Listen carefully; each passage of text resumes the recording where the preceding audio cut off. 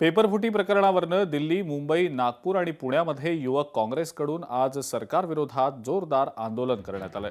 आंदोलकांनी केंद्रीय शिक्षण मंत्र्यांच्या राजीनाम्याचीही मागणी केली।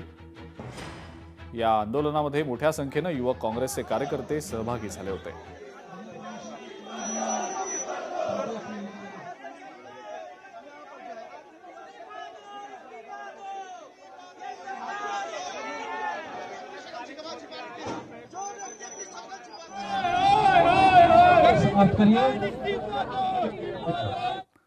नीट पेपर फुटी प्रकरणामध्ये आता मुख्यमंत्री देवेंद्र फडणवीस यांनी सुद्धा प्रतिक्रिया दिलेली आहे।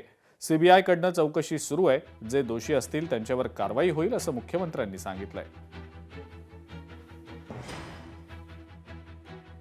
देखिए, इसमें सीबीआई जांच कर रही है। सीबीआई को पूरा साथ हमारी पुलिस देगी और मैं भारत सरकार का और विशेष रूप से जो नीट कंडक्ट करने वाली हमारी बॉडी है उसका आभार व्यक्त करना चाहता हूं कि उन्होंने इसको गंभीरता से लिया, क्योंकि हमारे जो बच्चे हैं वो इतनी पढ़ाई करते हैं और कोई पेपर लीक करे, ये बात बिल्कुल गलत है।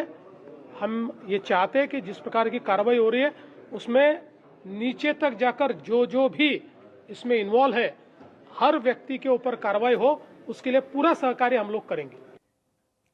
नीट पेपर फुटी प्रकरणी सीबीआय आता ॲक्शन मोडवर आलेली असून शुभम खैरनारच्या घरी जाऊन झाडाझडती सुरू करण्यात आलेली होती। नांदगावमधल्या शुभमच्या घरी जात ही झाडाझडती करण्यात आली। या प्रकरणाशी संबंधित सगळ्या बाबींचा तपास सीबीआय करते।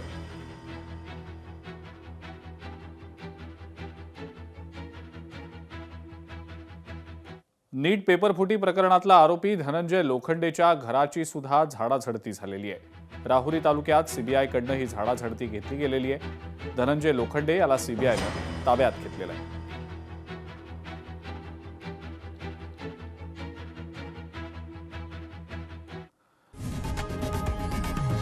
लोकशाही मराठी ऐका, पहा, जागरूक रहा।